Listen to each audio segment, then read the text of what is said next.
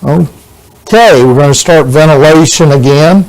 Let's go through this. I just want to review the equations. Good stopover in the ventilation lab. Again, guys, that's the unique thing here that you'll run into. So, ventilation, kind of the objectives that I want you guys, if you prepare for the course, or better yet, the quiz or the study notes, this is what you got to kind of think about. I put this together. What's our objective of ventilation? What do you guys, number one objective? And it's not number one up there. I mean, I just put them in order here. But what do you want to do with ventilation?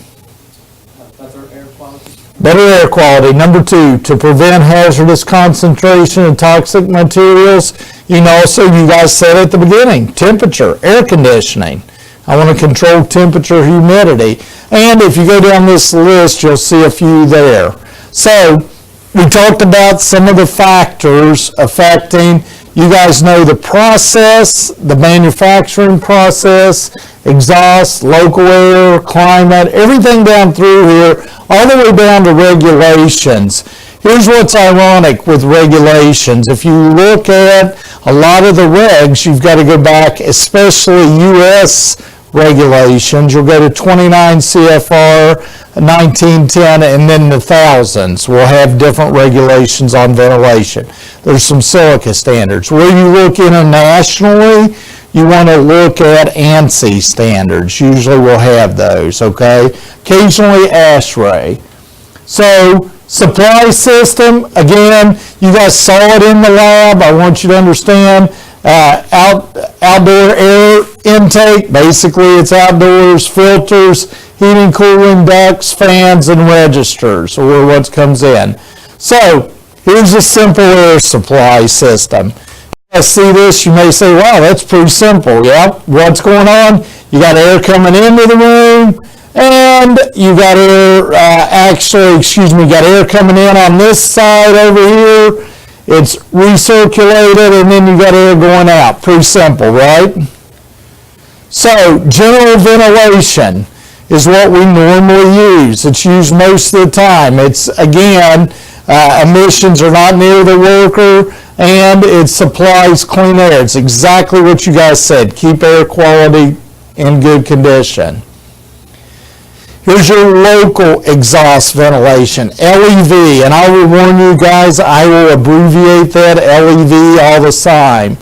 It is cost-effective methods, more cost-effective methods will not work. It's a little bit more expensive to do here, but you basically eliminate the toxic, you remove it, and the sources of emissions are relatively low, stationary, and they do require to be exhausted. I've already told you guys basic volumetric flow rate when you're trying to do, I gave you imperial units on this one, so you're going to notice Q equals VA. Here again, how do you calculate? I wanted you guys to see last time we talked through this course, people did not understand how are you coming up with the area. Again, the area is pi r squared, and if you do this, a lot of times I'm going to give you guys the diameter in a problem. When I give you the diameter, you've got to either divide it into, or what do you change that formula to if you use diameter? Yeah, pi r squared and basically divided by 2. So remember that, whatever you're comfortable with, I won't tell you your formula, but that's how you do it. Again, the continuity, we talked about this, volume measurements, all good there, you guys have that. Again, the volumetric airflow into a hood stays the same, okay, or into the duct or hood. Here's another really good example for static pressure. And what I did is each pressure I did static, you'll see velocity, you'll see total. And you notice for static pressure, it's negative on the pressure suction side, which I'll refer to as upstream, and downstream it's positive. So this is the one that you kind of look at and you go, okay, I got a negative and a positive.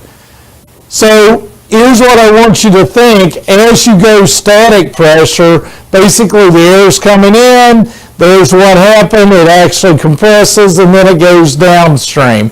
Again, the downstream of the flow, the static pressure is positive, and the duct tends to expand. Again, another photo with the upstream, downstream of static pressure. I tried to give you guys, this is a professional drawing. Obviously, I didn't do this one. The other one I kind of drew on my own. But it gives you the complete rules. And this is upstream, static pressure less than, total pressure less than 0, velocity pressure is greater than 0. And you can see how that's measured there. Ironically, downstream, what do you guys notice about static pressure, total pressure, and velocity pressure? What are they all? Yeah, there you go. All positive. Awesome. You guys have got that one. And again, here's the simple equation you need to understand. So, here's the one that kind of throws people this chart. I love it. It occasionally creates confusion. You guys, this is inches of water gauge. In other words, when you go back to this, notice this is water in this pitot tube, and basically it's measuring pressure upstream and downstream. Well, this is a graphing of that. Basically, if you go along the bottom here, it's the changes in total static and velocity pressure in a duct. Well, if you look at the airflow here, you can quickly go down right at the fan. What is very, very high, or what's, what's 2? What does this one equal? I'd say negative, maybe 1.5, and negative 3. So when you add all those up, your total pressure, which one is representative of total pressure? That's your triangle, right? So let's say that is 1.5. What is your static or velocity pressure?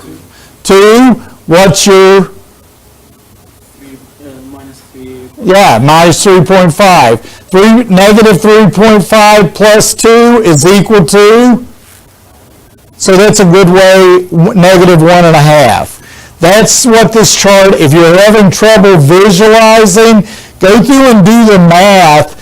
And this will give you the complete pressure change for a duct. It's very good to understand what you're doing. And I put this chart in here to kind of help you guys, because I know you guys have been in the ventilation lab, but it's hard to think, okay, in this duct, here's my fan or here's my blower, here's the duct upstream, here's downstream. This kind of puts all three together. By the way, once you get away from the fan, what happened to your static pressure and your total pressure? What's this indicating? Well, they're both the same. Look what it's saying there. So if the static pressure and the total pressure are the same, what's it say about the velocity pressure? It's always going to be positive and a little bit above it if you look at that. So if you notice at one point when it comes out of the fan, your static pressure is higher than your total pressure. So it's just kind of a think through thing. And if you notice, they didn't even give the velocity pressure here. You've just got to assume that it's around 1.75. But it's an interesting little graph as you go through it. Again, guys, just information you can use. Here's the formula. Let's say you're only given velocity pressure. How are you going to calculate velocity? Yeah, where did that 4,005s to come from? And for you guys, you don't really care, but it's a standard, basically developed out of the density, standard temperature, pressure. If you're not at STP or NTP, that would change, but all the problems I'll give you guys, this is it. So if I give you the velocity pressure, you're going to take the square root of it times 4,000, and it's going to give you the volume. Go ahead, sir. Now, does that work with all forms of measuring? It will work with all, are you talking about units? Yeah, units. Yeah, it will. You got to be consistent with your units. And it will, what you're going to do on this is inches of water gauge. So be fairly consistent. Here's what I'd encourage you to do. In your Stewart book, one of the readings I gave you is an example of that problem.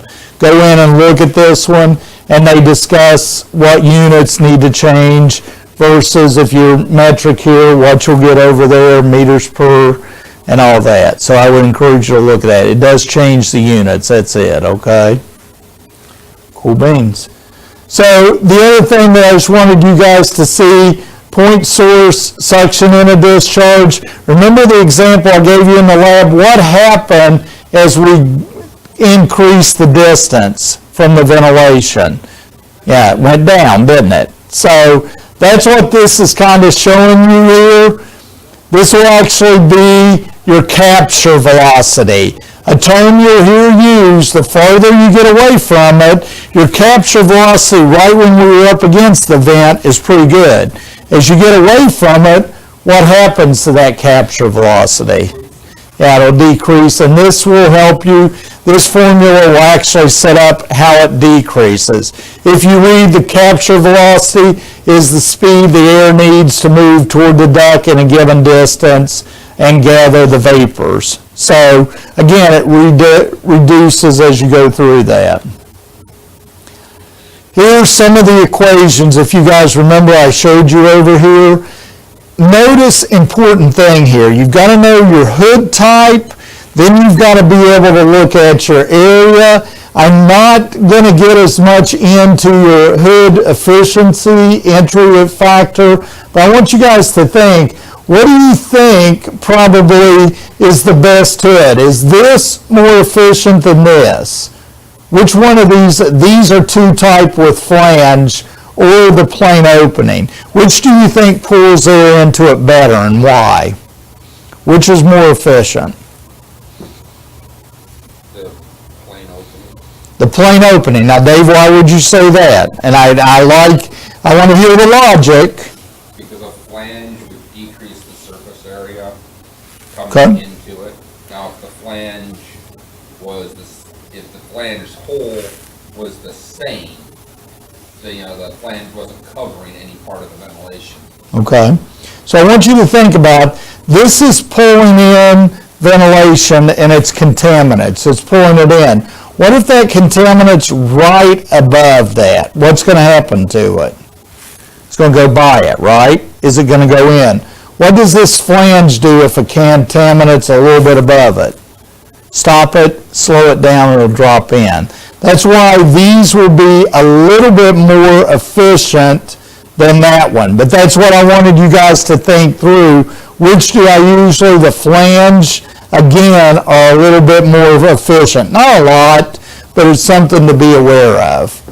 So here's kind of your factors. You guys know we already talked about it. Location, relative contribution to each source, characteristic, and then the worker's interface with sources and also the work practices. So again, here's your basic exhaust fan.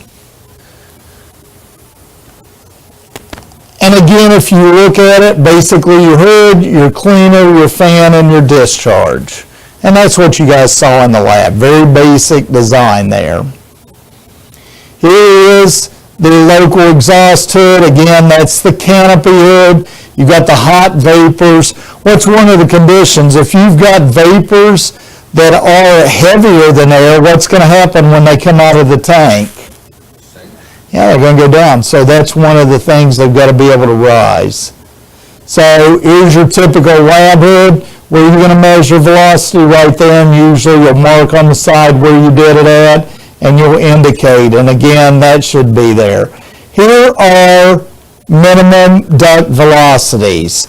And you guys will see for vapors, fumes, fine dust, average dust, heavy dust, everything you're going to go through on those. Again, in feet per minute.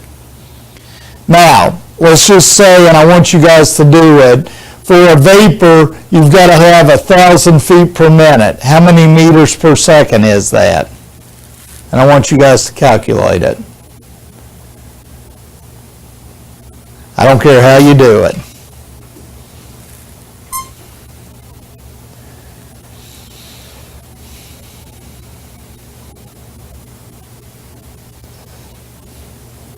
And just so you know, for the guys that are watching on the online portion, the reason we're doing this is to practice going from imperial to metric and back. What'd you get? 304.8. Yeah, 304?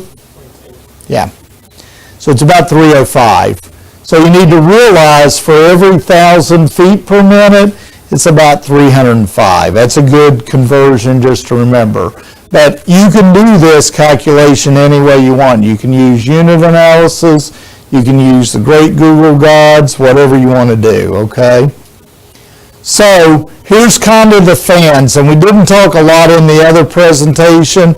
I wanted to talk to you about fans. So here are the 3 common fans.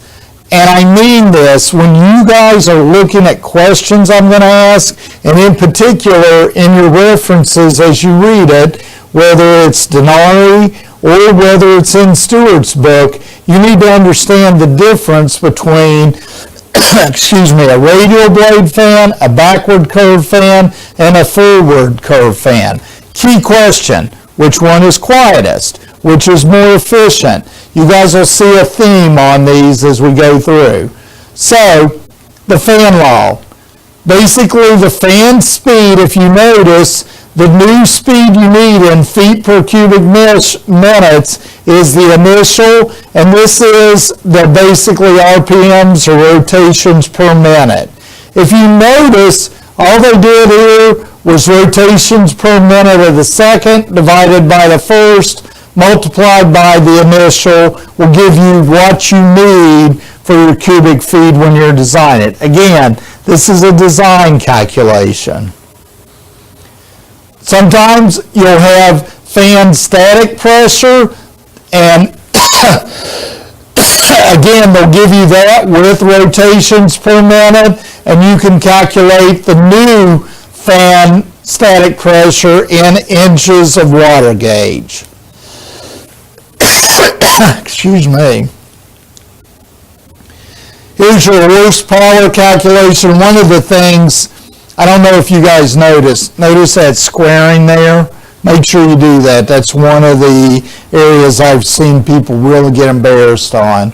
Same thing with horsepower, you notice you cube it. Again, fan speeds, horsepower. I want to do just enough with you guys, because this is an environmental major, to talk about some shakers, some bags, some dirty sides, kind of the air cleaning. Bag house, this is a common bag house. What you end up doing, if you guys think about this, the dirty gas goes in the bottom, and again, the bags actually remove it, and you get the clean gas out of it.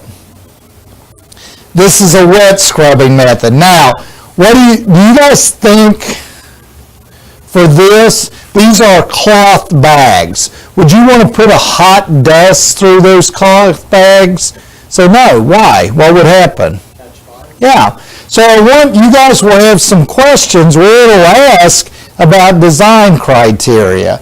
And again, that's why you want to look at each of them, understand what's going on, and in particular, this one's a wet scrubber system. So what do you think would probably this would work well on? What type of contaminants? Yeah, it may actually be hot, maybe different pollution. So understand the wet filtrations there. Here's the cyclone. What do you guys think that'll work on? What type of contaminant? Particulate, yeah, absolutely. Large particulate. It'll go in, drops it out, and your small all that's going to exit out. 4, and again, general ventilation systems. And I get this question all the time. In an office building, you should have about 4 changes per hour, air changes per hour. If you look at warehouse, hospital, factory floor, and bakery. So one of the things that you may look at is, if you're in an industrial setting, normally, and this is not exact, but I'll tell you my rule of thumb, about 6 to 7 air changes. Guys, and that comes from just experience. I can tell you there's some literature out there on you need to at least be 7 times, but here's your thing you need to remember, especially if you're doing a confined space. Make sure when you're doing the volume calculations and you're doing your air exchanges, you get around 7. That's a recommendation. I can't back that up with any data, any regulatory standard, but I can give you a lot of data. And if you look, it's right kind of in the middle of the factory floor. Questions on ventilation? You guys, we've covered a lot on it. I know it's been a long little hour and plus time, but I wanted you guys to see that. So any questions on it? Okay.